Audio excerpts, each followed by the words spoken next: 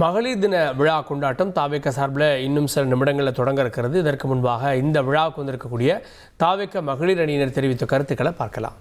மகளிருக்கான எல்லாமே அவர் செய்வாருன்ற ஒரு நம்பிக்கையில தான் வந்திருக்கோம். ஒரு மாற்றம் வேணும் கண்டிப்பா. எல்லா கட்சியிலையும் பார்த்தீங்கன்னா மகளிருக்கு முன்னுரிமை கொடுத்துருக்காங்களான்னு தெரியல. வந்தவங்க வரைக்கும் கொடுத்துருக்காங்கன்னு சொல்றாங்க. பட் யாருமே முன்னாடி வரல. நாங்களாம் பின்னாடி தான் இருந்திருக்கோம். இப்போ எங்களையும் முன்னாடி கூட்டிட்டு வந்திருக்காங்கன்ற போது எங்களுக்கே ஆச்சரியமா இருக்கு. இந்த மாதிரி கட்சி மீட்டிங்க்கு நாங்கள் வர்றதுன்றது இது ஃபர்ஸ்ட் டைம். இப்போ எப்படின்னா பாலிடிக்ஸ் தெரியாதவங்களுக்கு கூட இப்போ அரசியல்னா என்னன்னு தெரிய வந்திருக்கு. மகளிர்லாம் இப்போ பேசுறாங்க, முன்னுரிமை கொடுத்து பேசுறாங்கன்னா தளபதியால மட்டும்தான். இந்த வருஷம் 2026 தளபதி கண்டிப்பா ஆட்சியில் உட்காருவாருன்ற ஒரு நம்பிக்கை எங்களுக்கு இருக்கு. உட்கார வைக்கணும் மக்கள் சேர்ந்து. தலைவர் மேல வைக்கிற இந்த குற்றச்சாட்டுகளை எப்படி பாக்குறீங்க?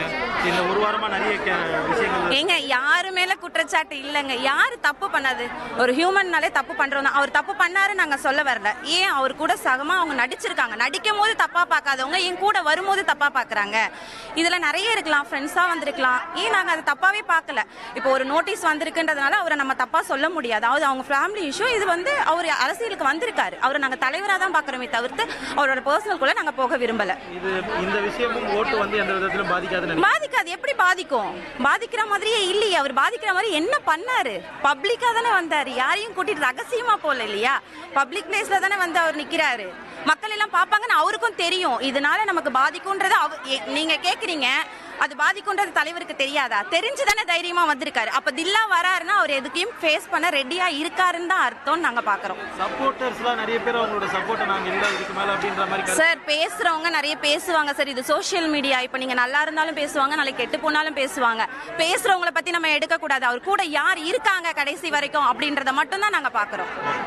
தேங்க்யூ. பூர்ணிமா. இப்ப ஒரு வாரமா தலைவரை சுற்றி நிறைய கேள்விகள் விமர்சனங்கள்லாம் இருக்கு.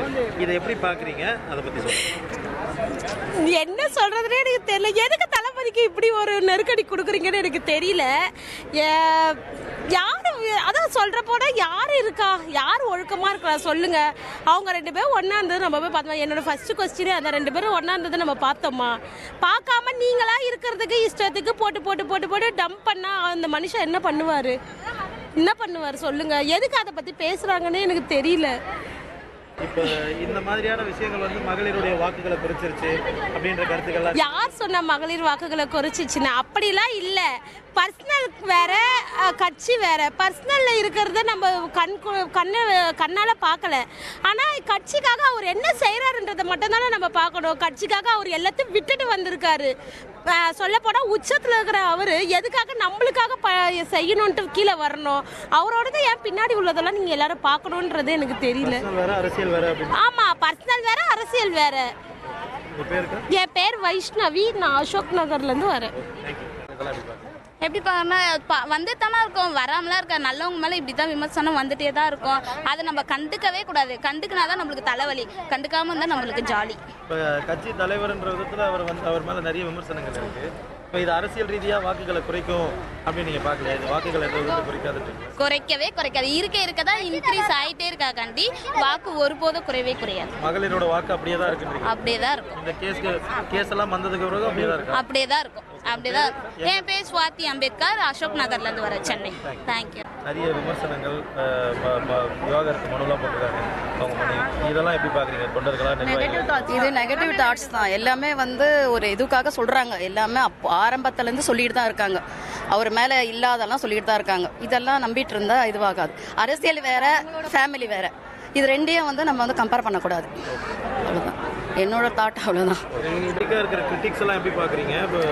சார் எல்லாருக்குமே பர்சனல் லைஃப்னு ஒன்று இருக்கும். பர்சனல் லைஃப்குள்ளே நம்ம யாருமே போய் எட்டி பார்க்க முடியாது. அவங்கவுங்க லைஃப்குள்ளே அவங்கவுங்களுக்கு தான் விஷயம் என்னன்னு தெரியும்.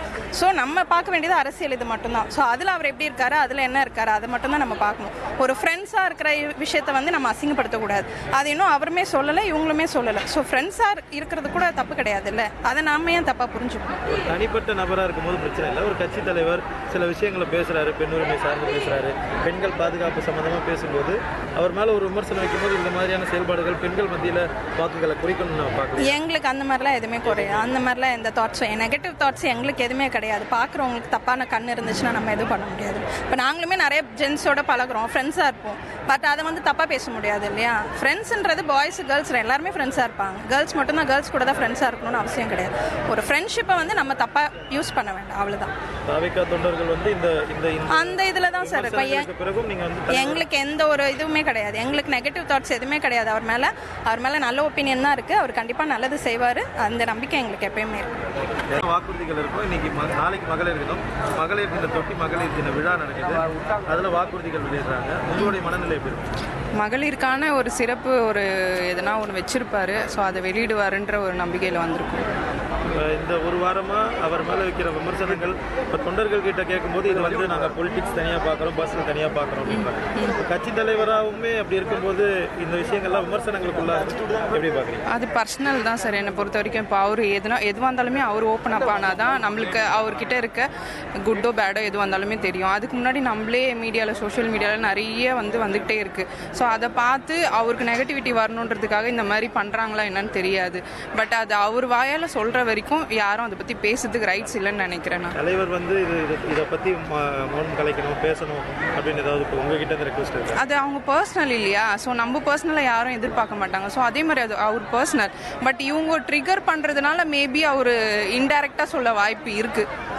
இல்லை, ரொம்ப டைஹார்ட் ஃபேன்ஸாக இருந்தவங்க அந்த விவாகரத்து மனு போது கூட சப்போர்ட் பண்ணவங்க கல்யாணத்துக்கு இருவரும் ஒன்றா போனதுக்கப்புறம் சப்போர்ட் பண்ணுறதில்ல அப்படின்னு ஒரு கருத்து இருக்குது. அது உண்மைதான் கருத்து இருக்குது. பட் அது உண்மையா இல்லையான்னு நம்மளுக்கு தெரியாது இல்லையா? பார்க்கும்போது எல்லாமே பார்க்குற கண்ணில் தான் இருக்குது. ஓகேங்களா? இப்போ அவர் சொல்கிற வரைக்கும் நம்மளுக்கு என்ன இதுன்னு தெரியாது. கூட தான் இருக்கீங்க? புரியல. கட்சி நிர்வாகிகளும் தொண்டர்களும் தலைவர் கூட தான் இருக்கீங்க? ஆமாம், அவருக்கு எப்பவுமே சப்போர்ட்டிவாக தான் இருக்கும். அவர் எப்படி இருந்தாலுமே சரி, அவர் எங்களுக்கு நல்லது செய்ய தான் வந்திருக்காரு. அவருக்கு பின்னாடி இருக்க அவங்க ஃபேமிலி இஷ்யூ நம்மளுக்கு இம்பார்ட்டன்ட் கிடையாது.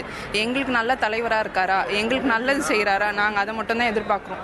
எல்லா கட்சி தலைவருக்கு பின்னாடி ஒரு நெகட்டிவிட்டி இருக்குது. ஓகேவா? எல்லாத்தையும் நம்ம ஆராய்ச்சி எடுத்தோம்னா எல்லாருமே ஒரு தப்பானவங்கள மாதிரி தான் போர்ட்ரே பண்ணுற மாதிரி இருக்கும்.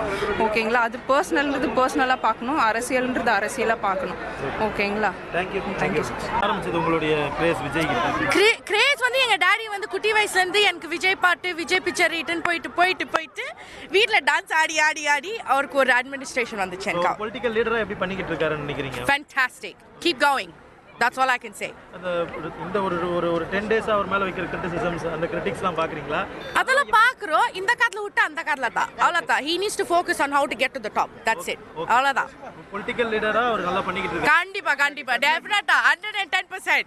110%. போஷா செல்வாக்கு குறைச்சிருச்சு அப்படின்லாம் சொல்றாங்க. குறையாது. ஏன்னா இப்போ தெரியும், உலகத்துக்கே தெரியும் யார் எங்கேருந்து வந்தவங்க, எப்படி வந்தாங்க, எந்த சூழ்நிலையில் வந்தவங்கன்னு.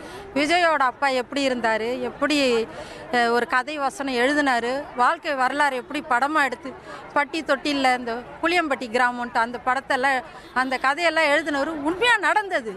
அந்த கட்ட பஞ்சாயத்து, அரசியல்வாதிங்க, பஞ்சாயத்துக்காரனுங்க, தாழ்த்தப்பட்டவர்களை கேவலப்படுத்தி மிதித்து அதெல்லாம் அவர் அப்பயே படமாக கொண்டு வந்தவர். அந்த மாதிரி ஒரு பிளட் குரூப்பில் வந்தவர் எப்படி தவறாக இருப்பார்? தகப்பன் ஒரு தவறான ஆளாக இருந்தால், தாய் தவறான ஆளாக இருந்தால், மகனும் தவறான வழியில் வரலாம் இல்லையே. தன்னால் முட்டி மோதி எழுந்திருச்சு நின்று இன்னைக்கு நிமிந்து பார்க்குறப்போ 1000 பேர் 1000 பேசலாம். அதெல்லாம் வருமா? வராது. இந்த மாதிரியான விஷயங்களுக்கு பிறகு அவரோட ஓட்டு குறையலன்றீங்க? குறையாது. எப்படி குறையும்? இப்போ என் பிள்ளைய பற்றி எனக்கு தெரியும். என் பிள்ளைய பற்றி குறை சொன்னால் பேசுகிறேன்னா பேசுனா என் பிள்ளை வளருது. வளர்றப்ப 1000 பேர் பேசுவாங்க. என் பிள்ளை யாருக்கு பணம் கொடுக்கல, இப்போ நாங்கள்லாம் பணம் கொடுக்கல, என் பையன் அதில் இருக்கா. எனக்கு சின்ன வயசுலேருந்து விஜய் ரொம்ப பிடிக்கும். விஜயோட அப்பாவோட படம் ரொம்ப பிடிக்கும். நான் இப்போ வரைக்கும் பார்த்தேன்னா என் பசங்களாம் எடுத்துட்டு வாங்க கிராமத்து கிளவி, கிராமத்து படமா. ஏன்னா அவரோட கதைகளில் கருத்து இருக்கும், ஒரு உண்மையான குடும்பத்தோட வாழ்க்கை வரலாறு இருக்கும். அப்போ நிறைய குடும்பங்களில், கிராமங்களில், மதுரைக்கு அந்த பக்கம், திருநெல்வேலிக்கு அந்த பக்கம் நடந்த கதைங்களை தான் அவர் எழுதியிருக்காரு. அந்த சின்ன பசங்க தான் விஜய் பின்னாடி இருக்காங்க, இல்லையே, வயசானவங்க இல்ல அப்படி கிடையாது. எனக்கு 52 வயசு ஆகுது. நான் வந்திருக்கேனே, நான் என்ன சின்ன பொண்ணா? உங்களை மாதிரி வயசுல இருக்கிறவங்களும் நிறைய வந்திருக்காங்க. அவருக்கு ஆதரவா இருக்கும். ஆமா, அவரு தான் வருவாரு, வர வைப்பாங்க மக்கள். நன்றி. ரொம்ப நன்றி. தாவேகாவுடைய மகளிர் தின விழாவின் கொண்டாட்டம் சில நிமிடங்களில் தொடங்க இருக்கிறது. இதில் விஜய் கலந்து கொண்டு பேச இருக்கிறார்.